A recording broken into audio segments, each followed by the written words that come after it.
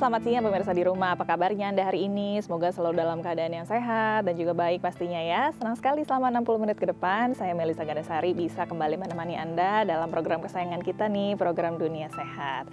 Ya pemirsa Dunia Sehat, tahukah Anda bahwa 1 dari 5 orang di dunia ini berisiko terkena hipertensi? Dan saya punya data nih, berdasarkan riset kesehatan dasar 2013, ini tercatat lebih dari 25% orang Indonesia berusia di atas 18 tahun ini menderita penyakit hipertensi atau darah tinggi. Nah, saya kasih bocoran sedikit nih, seseorang dikatakan mengalami hipertensi jika tekanan darahnya ini melebihi 140/90. Nah, tapi jangan dianggap enteng karena hipertensi ini juga bisa menyebabkan komplikasi ke seluruh organ tubuh, seperti ke otak, ke jantung, ke ginjal, dan jika tidak dikontrol, hal ini tentunya bisa berujung kepada kematian. Nah, di episode Dunia Sehat kali ini kita akan bahas mengenai hipertensi ini karena pekan ini juga merupakan pekan hipertensi. Bagi Anda yang ingin tanya langsung, hari ini ada dokter dan juga narasumber saya di sini. Anda bisa menelpon kami di nomor telepon interaktif kami ada di 021 290 32644 atau kalau susah telepon Anda bisa mention di Twitter kami ada di @ai_tv. Jangan lupa disertakan hashtagnya tagar Dunia Sehat. Sebelum kita kenalan dengan tamu-tamu saya, kita ngobrol soal hipertensi. Kita simak dulu ada sekilas informasi berikut ini. Pemirsa Dunia Sehat, hipertensi merupakan suatu kondisi medis kronis dengan tekanan darah di arteri meningkat. Peningkatan inilah yang akan menyebabkan jantung harus bekerja dari biasanya untuk mengedarkan darah. Penyakit hipertensi sendiri sudah membunuh 9,4 juta warga dunia setiap tahunnya. Berdasarkan data statistik Indonesia pada tahun 2009, angka penderita hipertensi di Indonesia sekitar 32,2% dari seluruh jumlah penduduk Indonesia. Dan hanya 7,8% penderita yang mendapatkan penanganan medis. Pada kondisi serius, seseorang yang mengalami hipertensi bisa berdampak komplikasi otak, jantung, ginjal, serta organ tubuh lainnya. Ya, kurangnya kepedulian dan pengetahuan masyarakat mengenai hipertensi menjadikan penyakit yang dikenal sebagai silent killer ini semakin meningkat kasusnya. Hal inilah yang membuat para dokter spesialis kardiovaskular untuk mendirikan Perhimpunan Hipertensi Indonesia atau Indonesian Society of Hypertension atau INAESA. Perhimpunan yang sudah diakui secara nasional dan internasional ini berdiri pada 17 September tahun 1997 dan berperan aktif dalam meningkatkan informasi, pengetahuan, pemahaman, serta penanggulangan hipertensi di masyarakat. Tidak hanya itu, perhimpunan yang terdiri dari dokter spesialis saraf, kardiologi, serta ahli ginjal ini juga rutin menyelenggarakan kegiatan pengukuran tekanan darah pada saat Car Free Day. Iya pemirsa, tadi itu sudah lihat ya, sekilas informasinya sudah diperkenalkan sedikit juga tamu-tamu saya di sini, dan saya mau undang Anda kembali. Bagi Anda yang punya pertanyaan nanti langsung ke tamu-tamu saya, Anda bisa langsung menghubungi kami di 021 290 32644 atau bisa mention di Twitter kami di @ai_tv. Jangan lupa disertakan hashtagnya tagar Dunia Sehat. Yuk kita langsung kenalan yuk. Hari ini ada Dr. Yuda Turana SPS, spesialis syaraf, yang juga merupakan ketua dari Perhimpunan Dokter Hipertensi Indonesia. Halo, selamat siang. Apa dokter, kabar, Melisa? Apa kabarnya? Sehat semua ya? Udah sering kesini ya dokter Yuda ya. Dan yang kedua nih ada juga sekretaris eksekutif dari INASH atau Indonesian Society of Hypertension, ini bahasa Inggrisnya nama bekennya dari Perhimpunan Dokter Hipertensi Indonesia tadi. Ada Bapak Heru Kusumanto. Halo, selamat siang Pak Heru. Selamat siang. Apa kabarnya Pak Heru? Alhamdulillah, baik. Baik dan sehat. Kebetulan ya? saya pasien hipertensi. Pasien hipertensi juga nih Pak Heru. Nanti kita ngobrol soal hipertensi sama Pak Heru ya. Tapi sebelumnya kita ke dokter dulu ya Pak Heru. Baik, ya. silakan. Dokter boleh bantu dijelaskan nih ke pemirsa, hipertensi itu kan darah tinggi dok. Kalau bahasa medisnya yang lebih jelas dari dokter, apa sih dokter? Ya. Jadi seseorang memang dinyatakan hipertensi itu bila tadi telah disebutkan kalau tekanan darahnya lebih dari atau sama dengan 140, bawahnya 90. Gitu.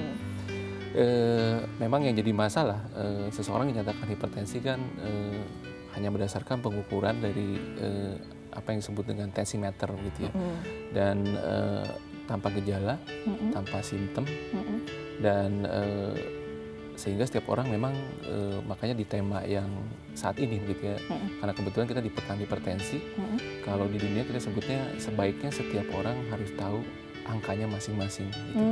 Karena tadi tanpa gejala, tanpa simptom tadi. Gitu.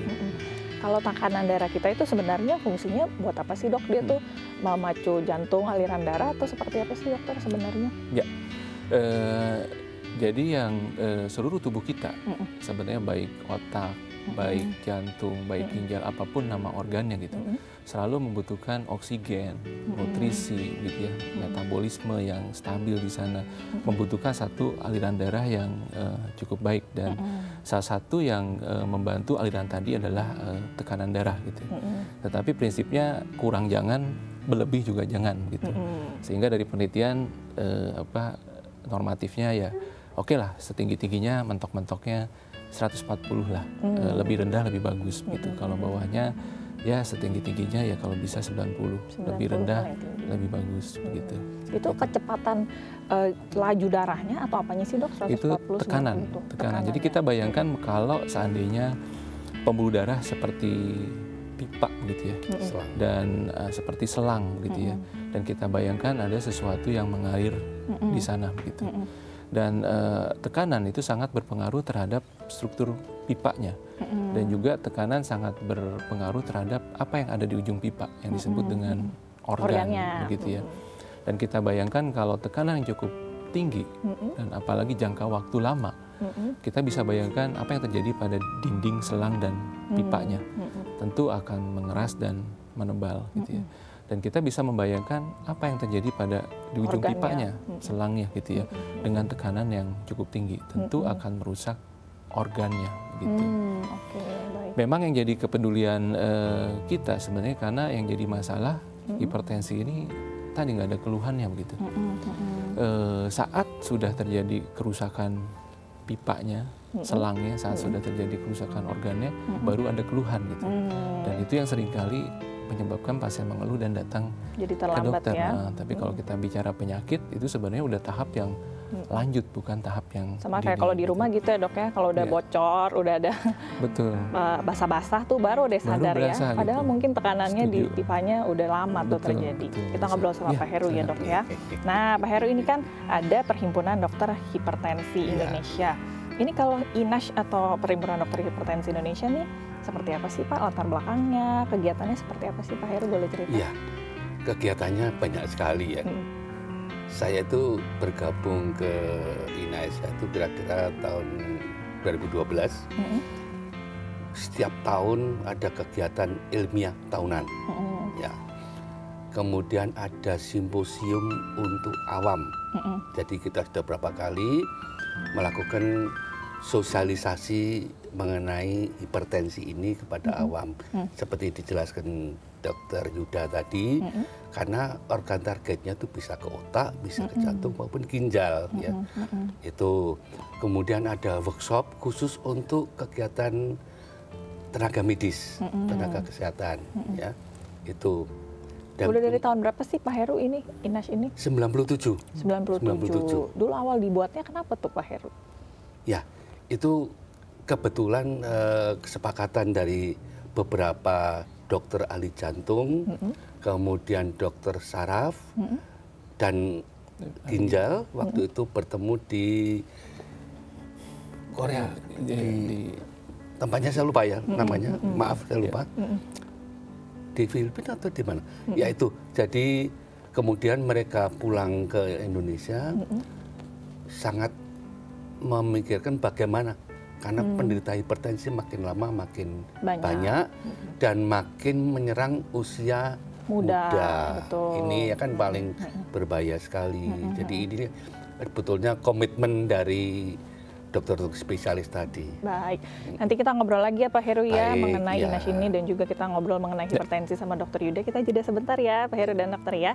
Baik, pemirsa, bagi Anda juga yang punya pertanyaan kepada tamu-tamu saya di sini, saya undang Anda kembali bisa menghubungi kami di 0212903244 atau bisa juga mention di Twitter kami di @daai_tv. Jangan lupa disertakan hashtagnya Tagar Dunia Sehat. Kita masih akan kembali bicara soal hipertensi. Jangan kemana-mana, Dunia Sehat segera kembali.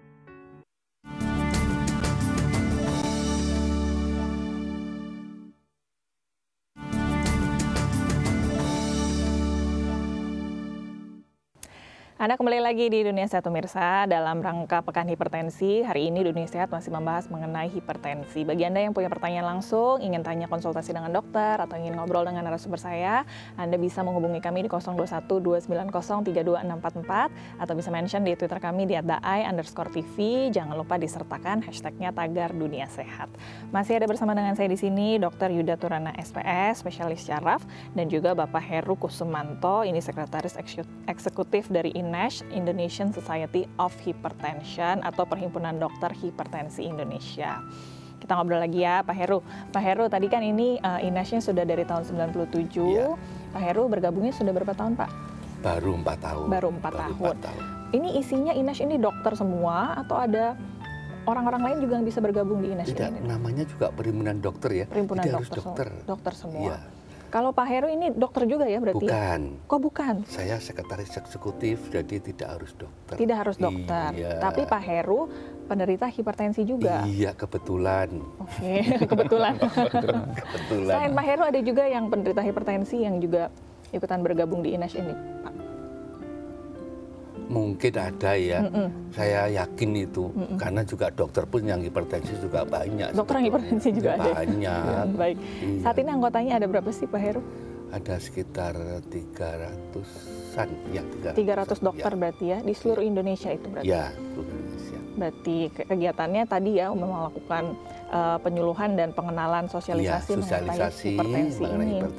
Jadi Baik. kita sebagai partner pemerintah dalam rangka pencegahan dan penanggulangan hipertensi. Pencegahan ini tadi yang menjadi penting ya dokter. Betul. Ya. Nah dokter ini kan tadi saya agak penasaran nih kalau tekanan darah kan ada atas sama bawah. Itu apa sih yang bedain dok atas sama bawah itu? Ya. Jadi sebenarnya mau atas mau bawah dua-duanya sama-sama bahaya sih gitu ya. Kalau bisa ya memang dua-duanya jangan tinggi gitu ya. Memang dari penelitian seiring dengan peningkatan itu bukan, jangan membayangkan peningkatan 10 atau 20 mm air raksa gitu.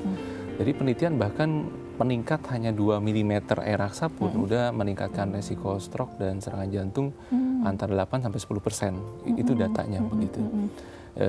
Jadi ya selalu kita konsen ke kedua-duanya gitu ya. Atasnya jangan tinggi, ya bawahnya juga jangan biasanya tinggi kan juga. gitu. Yang paling bahaya yang bawahnya yang tinggi, padahal atas dua-duanya bawah tetap sama aja sama, ya. Mau Penyebabnya yang paling banyak kenapa sih dok orang bisa hipertensi? Jadi hipertensi sebenarnya kalau dilihat sebabnya kan ada yang primer, ada yang sekunder gitu ya. Yang primer atau disebut hipertensi esensial gitu, yang sebabnya nggak tahu sebenarnya. Baru sebagian lagi yang sekunder gitu ya. Biasa kita curiga kalau sekunder tuh kalau yang misalnya hipertensinya kok muda-muda kok udah hipertensi, kok tekanannya tiba-tiba yang meninggi tidak stabil misalnya, kok tiba-tiba pasien ini istilahnya dengan 2 obat 3 obat kok resisten, nggak turun-turun. Nah, pada kasus-kasus tertentu kita curiga nih jangan-jangan ada underlying-nya hipertensi sekunder, misalnya kelainan di ginjal, polikistik misalnya di ginjal, atau ada yang disebut pheochromocytoma dan sebagainya seperti itu. Tetapi sebenarnya sebagian besar tuh penyebabnya tidak diketahui sebenarnya. Tidak diketahui. Cuma memang ada yang disebut dengan faktor genetik. Ya cenderung kalau orang tua ada hipertensi, anaknya pun hipertensi gitu ya. Kemudian ada banyak faktor yang disebut dengan faktor resiko yang kita tahu bersama, kalau yang obesitas, yang hiperlipidemia, kurang olahraga, kurang tidur, stres, merokok tadi. Gaya hidup segala macam itu merupakan faktor risiko hipertensi. Gitu.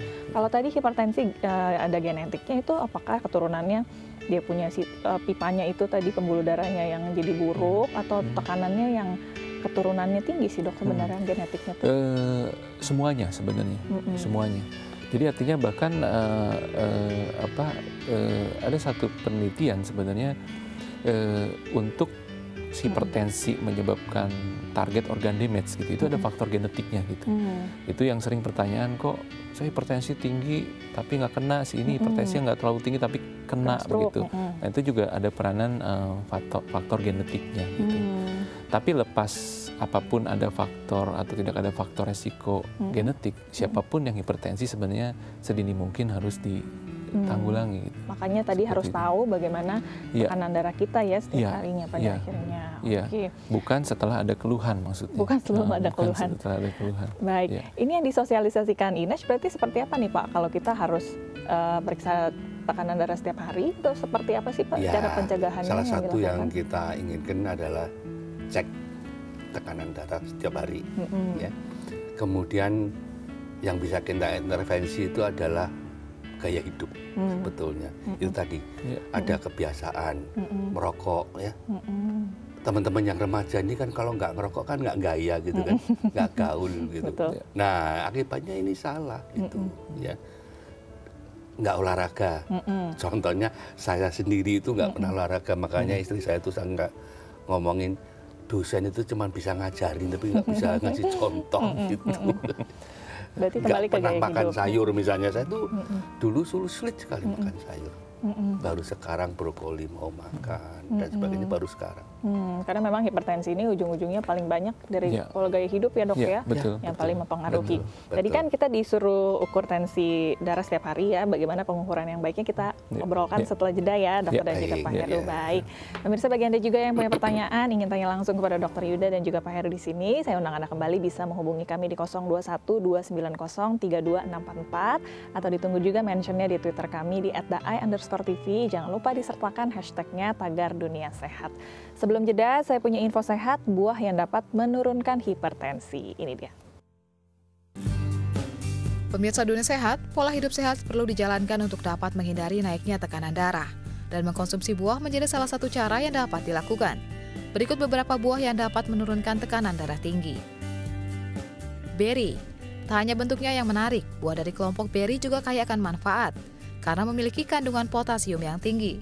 Per hari setidaknya dibutuhkan 4.700 mg asupan potasium untuk mengatasi tekanan darah tinggi. Jeruk. Selain kaya akan kandungan vitamin C, jeruk juga mengandung potasium, serat dan rendah akan kandungan sodium. Hal inilah yang membuat jeruk dapat menurunkan tekanan darah tinggi. Ketimun. Ketimun adalah salah satu jenis sayuran yang paling cocok untuk dijadikan lalapan. Tak hanya itu, kandungan mineral potasiumnya baik untuk mengurangi tekanan darah tinggi. Tomat. Hasil penelitian dari Universitas Ben Gurion menyatakan tomat dapat menurunkan rata-rata 10 poin tekanan darah sistolik dan 4 poin tekanan darah diastolik.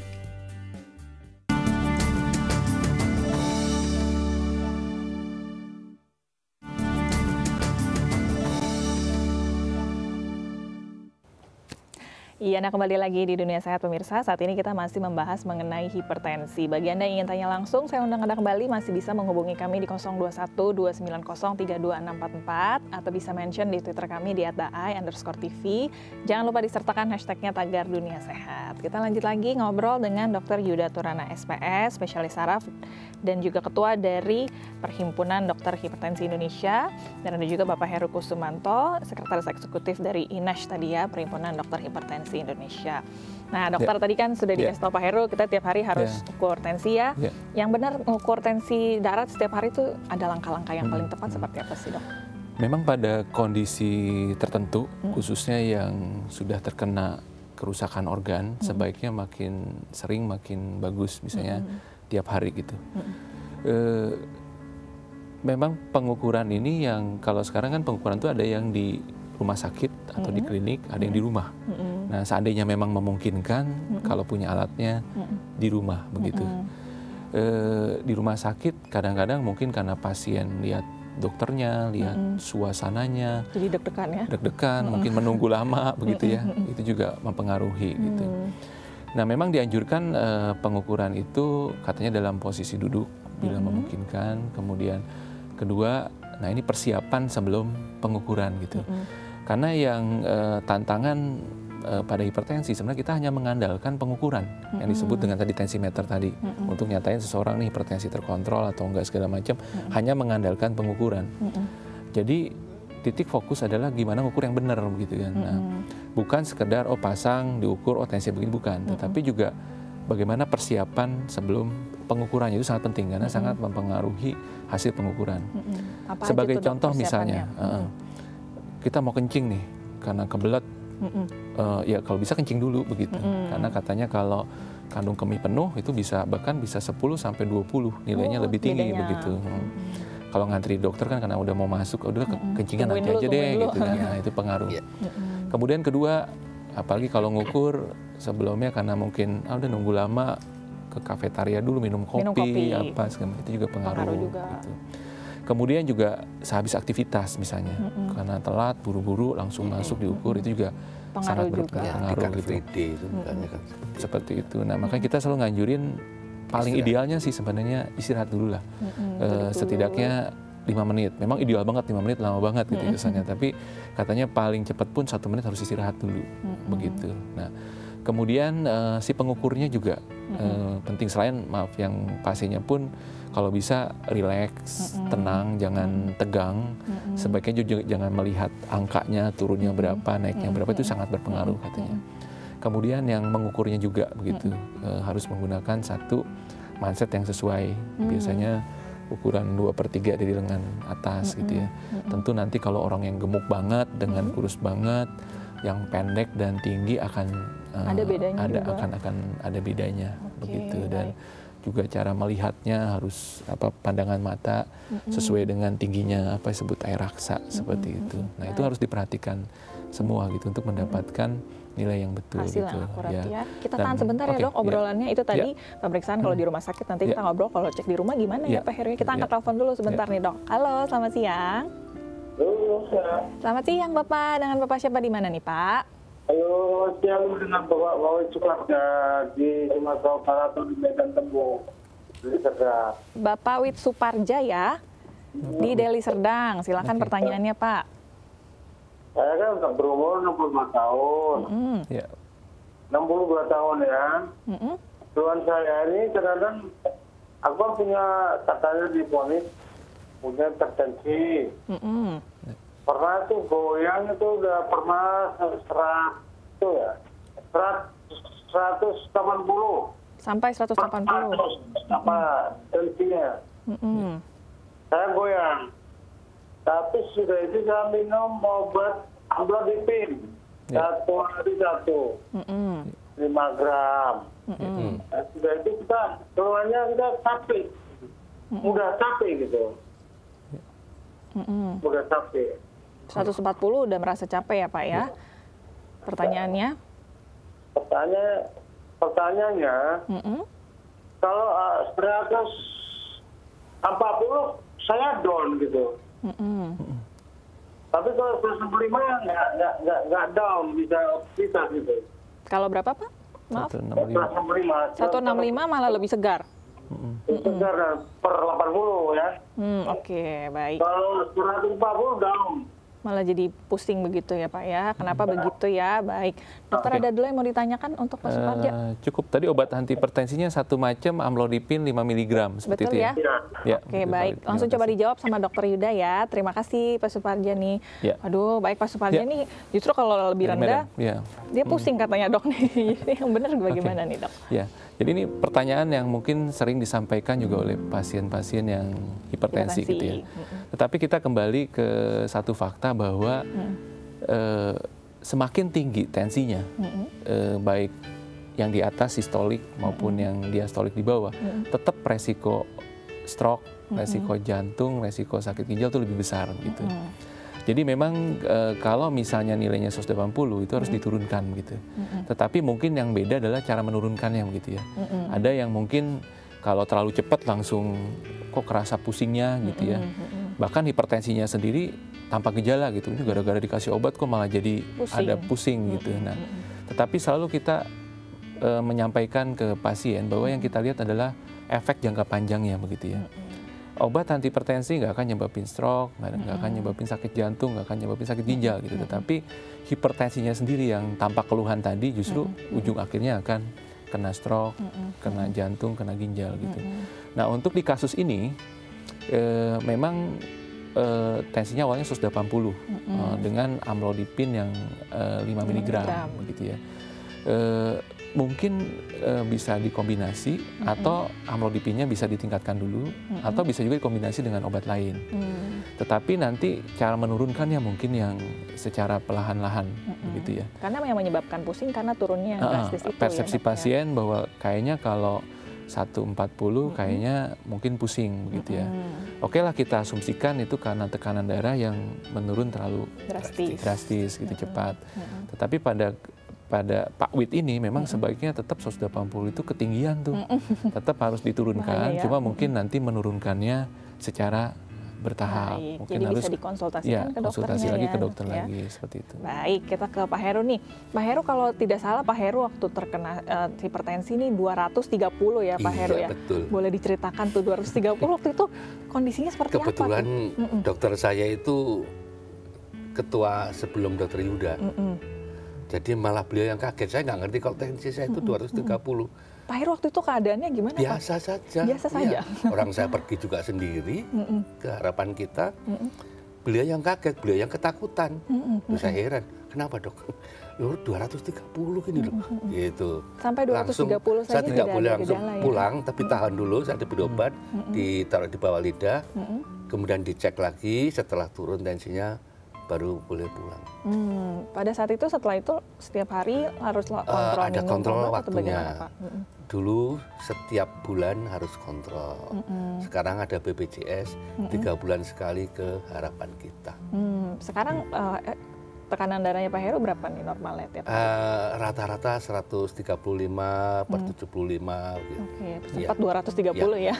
Tetapi ya itu tadi seperti dokter Yuda katakan, antre di rumah saya itu kan lama, ngambil nomornya lama, itu kan bikin stres. Jadi mungkin otomatis, itu juga iya, ya kadang-kadang yang dokter Nani nanya saya, kok tinggi kenapa? Dok, saya nanti nunggu di depan pintu juga lama, nunggu antrian juga lama. Itu pipisnya, gitu. Belum lagi itu ya, baik. Itu. Nah nanti kita ngobrol nih 230 ternyata masih bisa ke rumah sakit sendiri ya dok ya. Berarti ini betul-betul tanpa gejala nih hipertensi. Nanti kita ngobrol lagi ya Pak Heru dan dokter, kita jeda kembali sebentar. Dan bagiannya juga yang masih punya pertanyaan, saya undang kembali, masih bisa menghubungi kami di 0212903244 atau bisa mention di Twitter kami di @daai_tv. Jangan lupa disertakan hashtagnya Tagar Dunia Sehat. Sebelum jeda kembali, saya punya info sehat lagi, cara mudah mengontrol dan menurunkan hipertensi. Ini dia. Pemirsa Dunia Sehat, seseorang dengan hipertensi wajib mengontrol tekanan darah agar terhindar dari komplikasi. Dan berikut ini cara mudah mengontrol dan menurunkan hipertensi. Kurangi asupan garam. Membatasi asupan sodium membantu mengontrol tekanan darah tinggi. WHO merekomendasikan asupan sodium tidak melebihi dari 2000 mg per hari. Mulailah untuk tidak mengkonsumsi makanan kalengan atau makanan cepat saji, karena makanan tersebut biasanya mengandung banyak garam. Konsumsi makanan yang mengandung potasium. Mineral ini membantu menurunkan tekanan darah. Potasium sendiri terdapat dalam kacang polong, sayuran hijau, pisang, pepaya, ataupun kurma.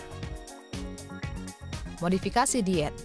Makanlah sekurang-kurangnya 5 jenis buah dan sayur dalam asupan menu harian Anda. Buah dan sayuran mengandung rendah sodium dan kaya akan potasium, yang akan membantu menurunkan tekanan darah. Kurangi juga makanan berlemak dan makanan yang digoreng, khususnya yang mengandung lemak jenuh atau lemak trans. Kontrol berat badan. Tekanan darah cenderung meningkatkan berat badan. Setiap 5 kg penurunan berat badan bisa menurunkan tekanan darah sistolik hingga 2-10 poin. Olahraga. Melakukan olahraga sangat dianjurkan untuk mencegah atau mengontrol tekanan darah tinggi. Anda bisa melakukan dengan cara berjalan ataupun bersepeda. Hal tersebut dapat membuat tubuh menjadi santai dan dapat menurunkan tekanan darah.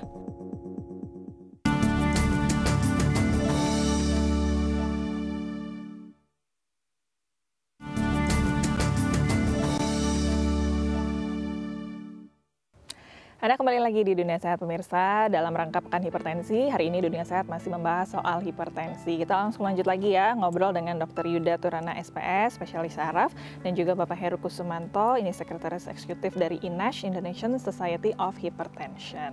Nah Pak Heru, tadi kita sempat ngobrol ya pas lagi jeda. Pak Heru ini waktu pertama kali ketahuan hipertensi kan 230. Ya.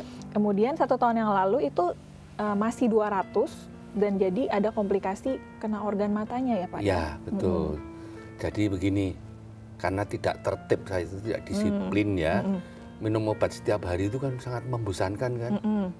Dan saya ngerti bahwa obat itu juga membebani ginjal. Jadi sok tahu sendiri tanpa konsultasi dokter, saya berhentikan minumnya, besok minum lagi. Ya semau saya lah begitu. Nah, pas tidak minum itu, tensi saya 200 jam 3 pagi.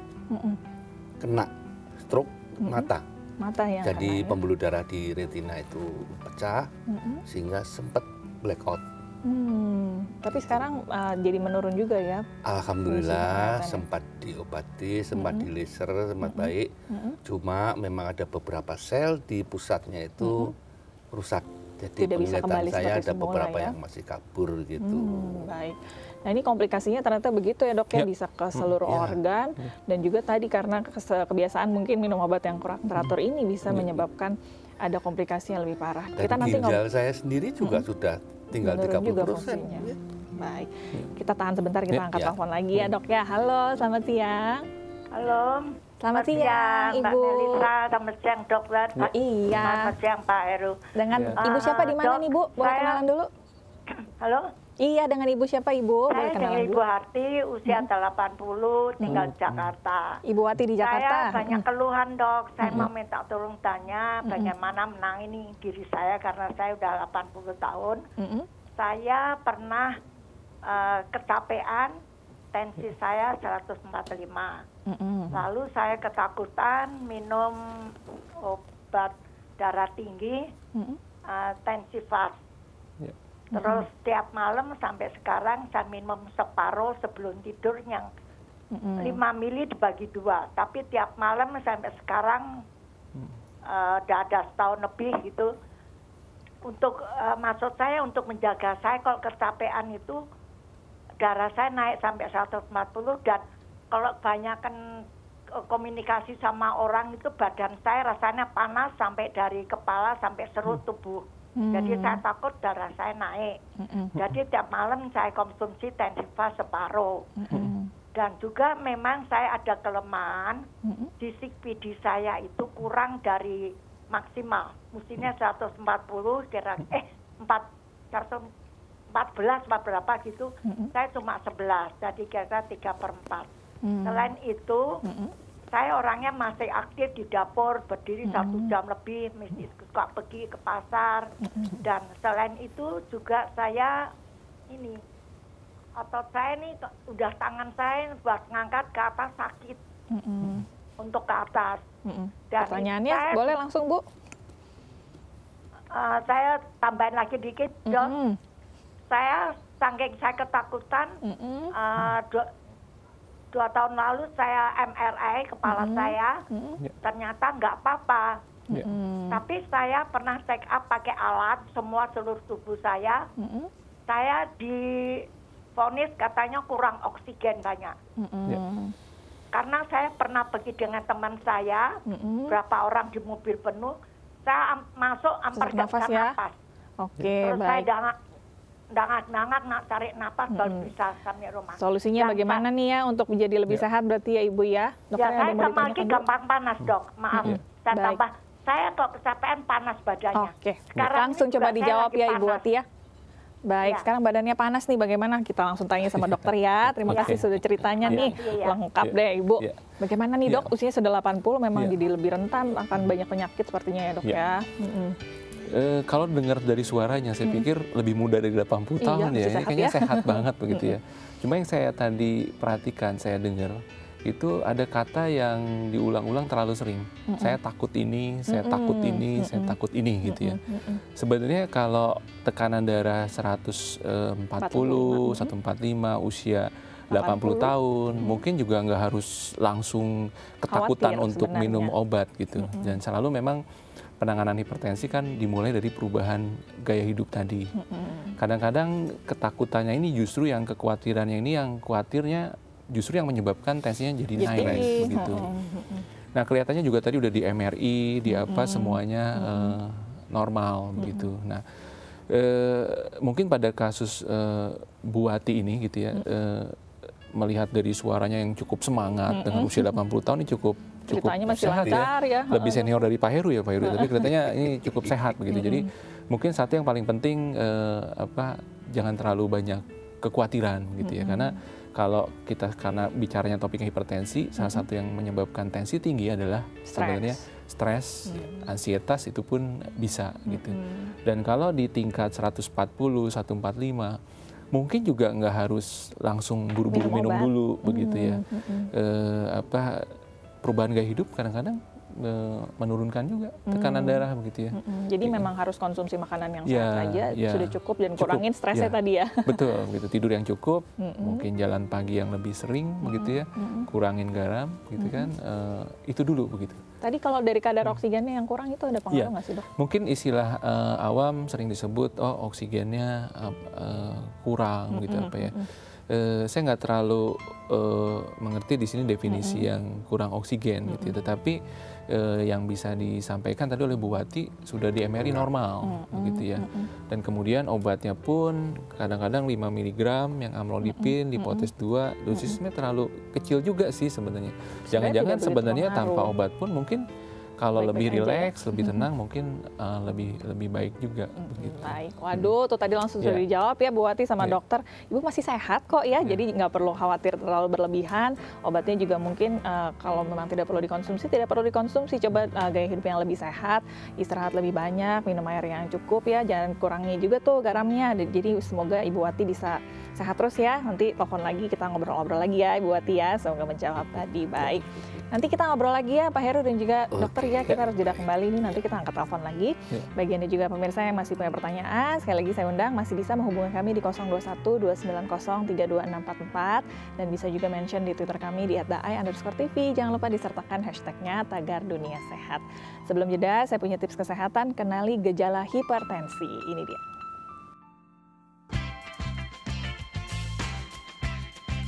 Tips kesehatan, kenali gejala hipertensi. Sakit kepala, pendarahan dari hidung, pusing, wajah kemerahan, kelelahan, jantung berdebar-debar, penglihatan kabur.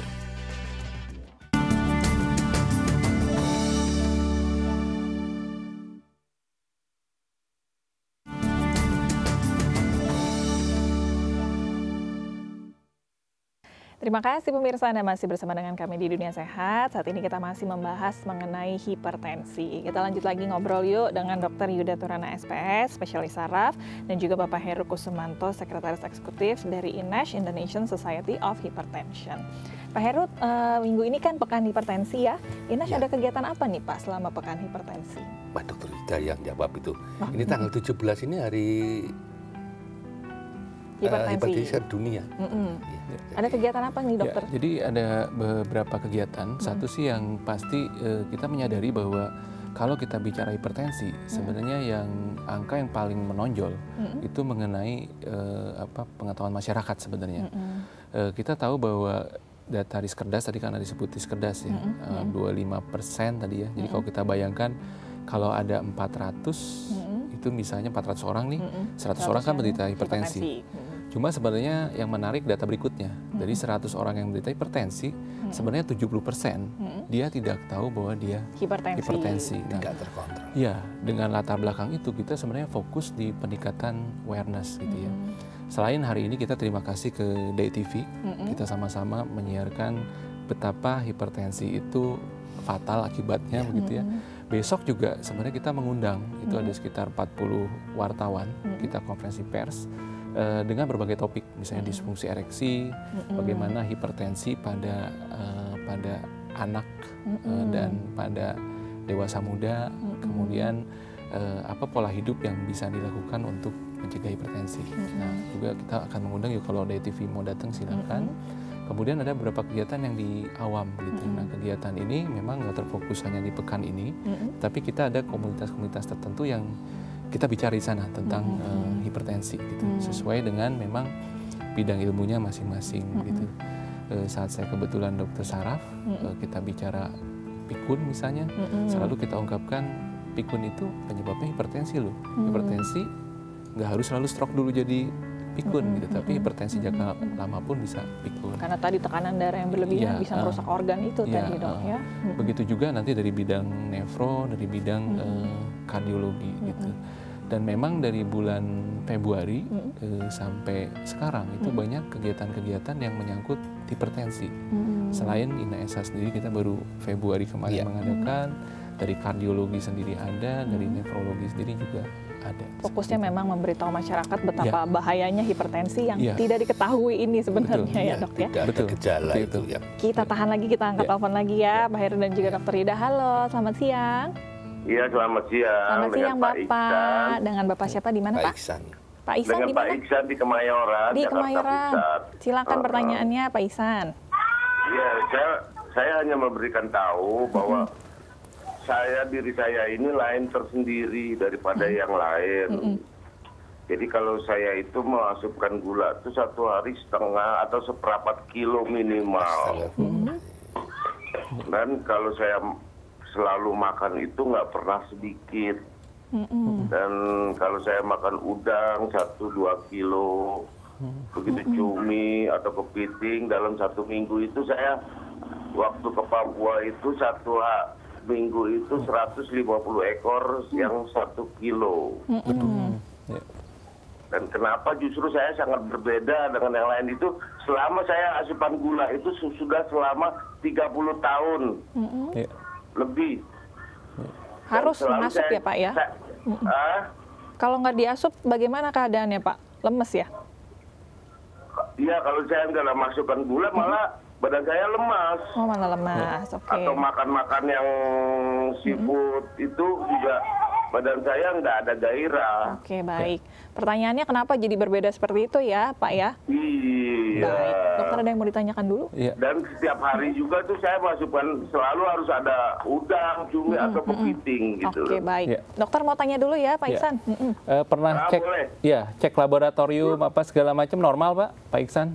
Normal Normal ya. Cek darah 125/80. Ya, kalau kolesterol segala macam pernah dicek normal juga ya Pak ya? Sudah normal. Justru saya dapat pengecekan dari dokter Angkatan Darat Kolonel Ilbu Suryatini. Semuanya normal ya Pak ya? Ada Dari lagi dok? GBIPRJ itu. Ada lagi dokter? Ya, cukup ya. Coba dijawab ya Pak Iksan ya. Kenapa nih ya? Ada anomali nih Pak Iksan. Kenapa kalau nggak makan gula sebanyak itu, tadi nggak konsumsi makanan yang justru kita kenal tinggi kolesterolnya, dia justru lemas nih dokter? Sebenarnya ini hampir menarik pertanyaan, mungkin saya umpamakan sama seperti yang perokok ya. Dok, gimana saya mau stop? Saat saya stop rokoknya kok kayaknya kepala saya jadi pusing, badan saya nggak gairah gitu. Tapi saya selalu berpikir bahwa hidup ini kan harus bukan berpikir jangka pendek dan hanya jangka pendek, tapi jangka panjang juga gitu ya. Sama seperti perokok, saya nggak akan berargumentasi soal rokok itu kalau efek singkatnya betul nggak meningkatkan konsentrasi, jawabannya iya, gitu ya. Sama seperti kita makan durian kok jadi tubuh kita seger, makan teh manis kok kayaknya seger gitu. Tapi saat kita bicara jangka panjang, tetap dari penelitian ya kalau makanan-makanan tertentu, apalagi yang sumber kolesterol terlalu tinggi, minum gula terlalu banyak, jangka panjangnya tetap tidak baik buat organ-organ kita, begitu ya. Bahkan ada satu penelitian begini, tidak harus, karena saya kebetulan di bidang saraf, tidak harus seseorang itu gulanya dinyatakan kencing manis untuk menjadi pikun gitu.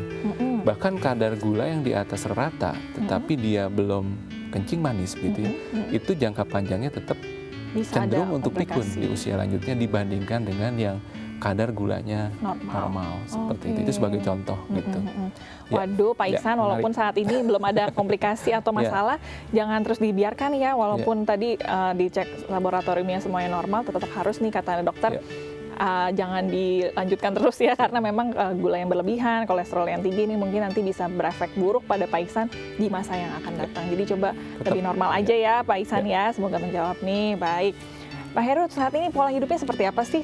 Usianya berapa sih Pak Heru, boleh cerita? Baru 68. Baru 68. Untuk menjaga hipertensinya jangan sampai naik lagi, itu seperti apa? Ngikutin saran dokter aja lah. Apa Belajar aja, makan buah, makan sayur. Karena saya itu paling sulit makan sayur. Sekarang Karena ada cucu saya kok sayur makan, semua dimakan, malu kan, nah, terpaksa makan. Terpaksa makan juga. Buah juga makan gitu. Kalau ngecek darahnya setiap hari ngecek, Pak Heru? Tensi saya cek setiap hari karena punya alat sendiri di rumah. Jam berapa sih biasanya kalau ngeceknya, Pak Heru? Saya kadang-kadang lebih dari sekali ya, kadang-kadang bangun tidur juga saya cek gitu. Sebelum tidur saya cek. Gitu. Baik. Dokter, ini kalau yang sudah ada hipertensi seperti Pak Heru ini, ada yang perlu diwaspadai nggak sih? Misalnya dia merasakan gejala seperti apa, dia harus langsung ke dokter nih, apa bisa langsung dilihat dari tensimeternya sebenarnya? Ya, jadi justru seperti di kasus mungkin Pak Heru karena ada target organ damage. Sekali lagi hipertensi itu karena tanpa ada keluhan gitu. Memang sama seperti kita punya motor, sebelum jangan sampai mogok di jalan baru ke bengkel gitu ya. Memang dianjurkan untuk cek sesering mungkin gitu. Dan ada penelitian bahwa pengecekan yang teratur di rumah justru mendekati nilai normalnya tekanan darah sebenarnya yang sebenarnya begitu, dibandingkan dengan hanya saat berkunjung di klinik dengan tadi yang ngantri lama, nunggu dokternya lama, stres tinggi gitu. Dan juga bisa mengetahui pola tekanan darahnya gitu ya. Misalnya karena tekanan darah itu kan nggak sepanjang hari sama, tekanan darah itu sesuatu yang dinamis. Paling baik berarti kalau ngukur kapan waktunya? Sebaiknya mungkin kalau pada kasus Pak Heru ya bila memungkinkan misalnya sehari minimal 2 kali misalnya, kecuali kalau udah kondisi stabil mungkin bisa dijarangkan gitu. Karena memang tekanan darah di pagi kan cenderung lebih tinggi biasanya dibandingkan dengan siang dengan kondisi yang sama ya. Seperti itu. Baik. Terakhir dokter ada tips nih terkait dengan hipertensi, mungkin sosialisasi yang lebih lagi atau seperti apa nih, karena silent killer ya hipertensi ini dokter. Jadi mungkin yang bisa saya sampaikan sekali lagi bahwa hipertensi itu sebenarnya tanpa gejala. Tanpa gejala, kemudian karena tanpa gejala ini sebaiknya setiap orang itu mengetahui berapa tekanan darahnya. Kemudian mencegah lebih bagus daripada mengobati selalu. Kurangi faktor resikonya, silakan lakukan pola gaya hidup sehat.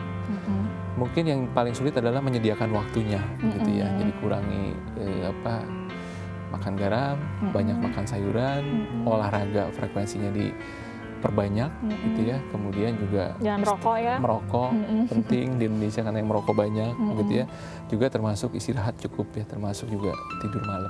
Baik, gitu. Jadi menyadari ya bagaimana kesehatan ini penting, jangan sampai bocor tadi rumahnya ya, baru pergi ke dokter, tapi dicek terus selalu, semoga bisa sehat ya pada akhirnya kita semua. Terima kasih ya dokter. Sama-sama Melisa. Dan juga Pak Heru sehat terus ya Pak Heru ya. Amin, terima kasih. Semoga bisa kita undang lagi kapan-kapan di Dunia Sehat ya. Baik, terima kasih pemirsa, bagi Anda juga yang sudah berpartisipasi, sudah menelpon kami, sudah tanya-tanya di sini. Bagi Anda juga yang masih punya pertanyaan, nanti bisa coba di kesempatan berikutnya. Dan bagi Anda yang ingin mengirimkan kritik dan saran, ingin topik apa lagi nih yang dibahas di Dunia Sehat, bisa mengirimkannya melalui SMS di 0889805000 atau melalui Twitter kami di @daai_tv. Jangan lupa disertakan hashtagnya tagar Dunia Sehat, dan bisa juga bergabung di Facebook kami, ada di Dunia Sehat Daai TV. Akhir kata, saya Melisa Gadasari, pamit undur diri. Terima kasih atas kebersamaan Anda, selamat melanjutkan aktivitas, sampai jumpa dan salam sehat.